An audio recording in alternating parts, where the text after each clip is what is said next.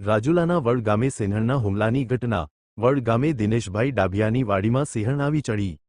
સિંહણ દ્વારા એક મહિલા પર કરાયો હુમલો।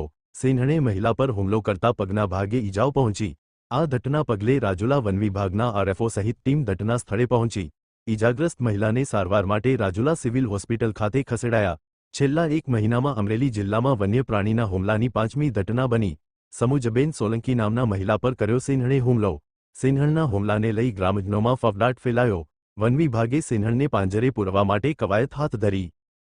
મારું નામ છે ડાભિયા દિનેશભાઈ, મારું ગામ છે સતડિયા ને અમારા વડ ખાતાની જમીન આવેલી છે, બગીચો છે।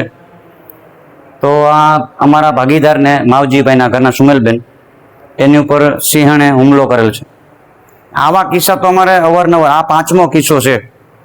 તો સરકારની રજૂઆત એ જ કરવાની છે, આવી બેદરકારી હાલે નહીં, તંત્રની આંખો ઉઘડતી નથી।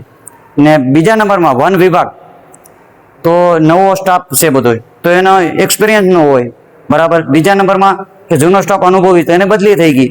આવા અવારનવાર ઘટના થાય તો અમારે ખેડૂત લોકોને વાડીએ જવું કે ભાગીદારો રાખવા, પાંત્રી કે દિવસે ભયનો માહોલ ઊભો થઈ જાય, તમારે કામ કરાવવું કે ન કરાવવું, તો અમારે આ કન્ડિશનમાં કરવાનું શું ખેડૂત લોકોને કહ્યું? અમારી કરોડો ખરબોની મિલકતમાં કોઈ કામ કરવા રાજી નથી, તો સરકારની અત્યાર સુધી કેમ આંખો ઉઘડતી નથી? અમારા તાલુકામાં 5મો કેસ છે, જે ગઈકાલ જ સતુરીમાં આવો ગુનો બનેલો, હુમલો કરેલો સિંહણ।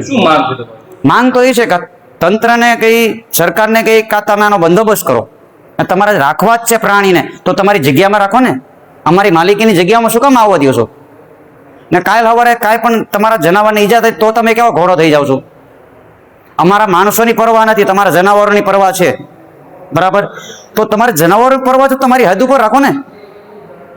આ વન વિભાગનો વિસ્તાર તો નથી, તો અમારા વિસ્તારમાં આવે છે ને કાલ સવારે કાંઈ પણ માણસને બસાવવા માટે કાંઈ પણ જનાવરને નુકસાન થયું તો એની જવાબદારી કોની? કા માલિક ઉપર આવે, કા ઈજા કરનાર ઉપર આવે? તો આવું બધું શું કામ ભાઈ?